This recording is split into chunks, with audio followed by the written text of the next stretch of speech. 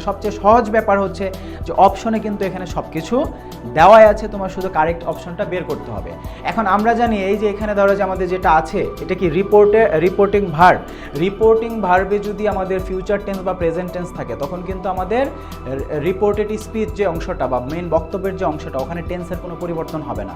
অর্থাৎ এটা present indefinite টেন্সে আছে এম ইজ আর, এটা প্রেজেন্ট ইনডিফিনিট টেন্সে হবে বা এম ইজ আর বা এরকম রিলেটেড বিষয়ের মধ্যে থাকবে। তাহলে এখানে আমরা যদি একটু খেয়াল করে দেখি, এখানে আবার ফিউচার টেন্স উইল এসেছে, এটা বাদ, এটা হবে না। এখানে আবার ওয়াজ এসেছে পাস্ট টেন্স, এটা হবে না। তাহলে অ্যান্সার হবে ডি না হলে এ। এখন এখানে তো টেন্সের পরিবর্তনই হবে না, তুমি এখানে আবার কিভাবে সেইড আনবা? তাহলে কারেক্ট অ্যান্সার অবশ্যই হবে এ নম্বরে যেটা আছে সেটা। ভয়েস ন্যারেশনের ক্লাসটা খুব ভালোভাবে করে নিবা যে টেন্সের পরিবর্তনটা কিভাবে হয়, ওখানে কিন্তু খুব সুন্দরভাবে দেখানো হয়েছে তোমাদেরকে। মি অ্যান্ড হিম, এটা তো সাংঘাতিক বল দেখে বোঝা যাচ্ছে। বার্বের আগে কি কখন আমাদের অবজেক্ট প্রোনাউন বসবে? বার্বের আগে কি বসবে? Subject pronoun. আবার বার্বের পরে বসে অবজেক্ট প্রোনাউন, আবার বিভার্বের পরে বসে সাবজেক্ট প্রোনাউন। এগুলো খুব ভালোভাবে মাথায় রাখতে হবে, একদমই বেসিকের ব্যাপার। তাহলে মি না হয়ে আই হবে, হিম না হয়ে আমাদের হি হবে। এখন দেখি সেগুলো কোথায় আছে। এখানেও মি আছে, এখানেও মি আছে, সবই বাদ। এখানে হিম আছে, এটাও বাদ। তাহলে correct answer he and I. এখন আই অ্যান্ড হি বললেও কিন্তু হবে না, ওটা যদি অপশনে নাই তারপরে হি অ্যান্ড আই কেন হলো? এখানে আই অ্যান্ড হি দিলেও কেন হবে না? কারণ পার্সন একটা সিরিয়াল আছে, নর্মালি হচ্ছে 2 3 1, অর্থাৎ প্রথমে আমাদের সেকেন্ড পার্সন, তারপরে হচ্ছে থার্ড পার্সন, তারপরে ফার্স্ট পার্সন। আর দোষ বা অপরাধ বোঝালে 1 2 3, ফার্স্ট সেকেন্ড তারপরে থার্ড। এখন এখানে তো আমাদের সেকেন্ড পার্সন নাই, তো এখানে 2 3 3 1 থেকে শুরু হয়েছে, থার্ড পার্সন তারপরে ফার্স্ট পার্সন। এখানে 15 নম্বর প্রশ্ন বলছে how gorgeous is the sunset, make it assertive sentence. এখন ধরো এখানে বোঝাই যাচ্ছে এটা আমাদের কোন সেন্টেন্সে আছে, এটা এক্সক্লেমেটরি সেন্টেন্সে আছে যে বিস্ময় প্রকাশ করছে যে how gorgeous is the sunset, যে সানসেটটা কতই না গর্জিয়াস।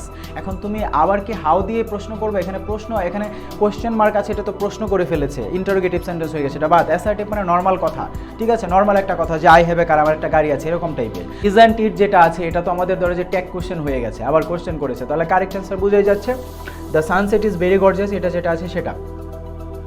এখানে বলছে চুজ দি কারেক্ট সেন্টেন্স। এখানে কারেক্ট সেন্টেন্স মানে গ্রামাটিক্যাল প্রশ্ন করেছে, এটা খুবই সুন্দর একটা প্রশ্ন, অনেকেই ভুল করবে। দেখো দিস তো সিঙ্গুলার, দিসের পরে তো আমাদের সিঙ্গুলার ভার্ব হবে, ইজ হওয়ার কথা, এটা বাদ। তারপরে দিস ইজ ফ্যাক্ট হতে পারে, দিস ইজ এ ফ্যাক্ট হতে পারে, this is a true fact হতে পারে, কিন্তু এটা সবার আগে সাংঘাতিক ভুল হচ্ছে বি নম্বর।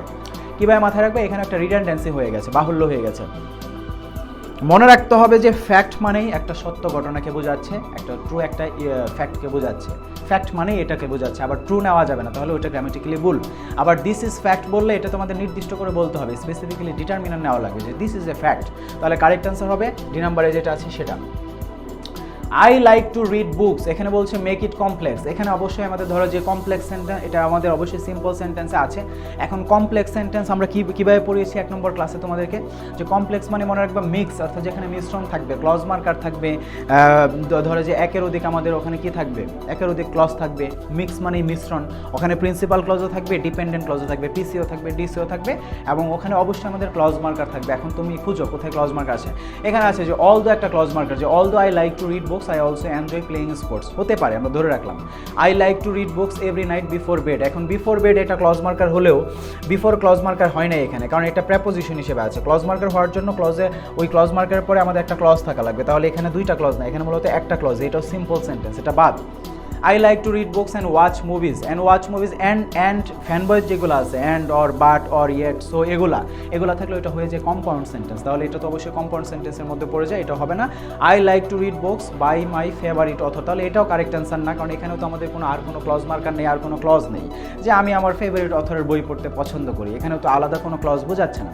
এখানে 2টা ক্লজ আছে, যে অল দো একটা ক্লজ মার্কার, এই অংশটা একটা ধরো যে আমাদের ডিপেন্ডেন্ট ক্লজ, আর পরের অংশটা প্রিন্সিপাল ক্লজ। আমরা পড়িয়েছি এভাবে ক্লজ মার্কার যুক্ত পরের অংশটা একটা আমাদের কি ক্লজ, ডিপেন্ডেন্ট ক্লজ, এটা একটা ডিসি বা ডিপেন্ডেন্ট বা সাবঅর্ডিনেট ক্লজ, আর এটা একটা প্রিন্সিপাল ক্লজ, এবং এখানে ক্লজ মার্কার আছে, এটা আমাদের কমপ্লেক্স সেন্টেন্স। এখানে অ্যান্ড একটা ক্লজ মার্কার থাকলেও আমরা জানি অ্যান্ড বাট এগুলো থাকলে ওটা কি সেন্টেন্স হয়, কম্পাউন্ড সেন্টেন্স হয়, তাহলে কারেক্ট অ্যান্সার হবে এ নম্বরে যেটা আছে সেটা।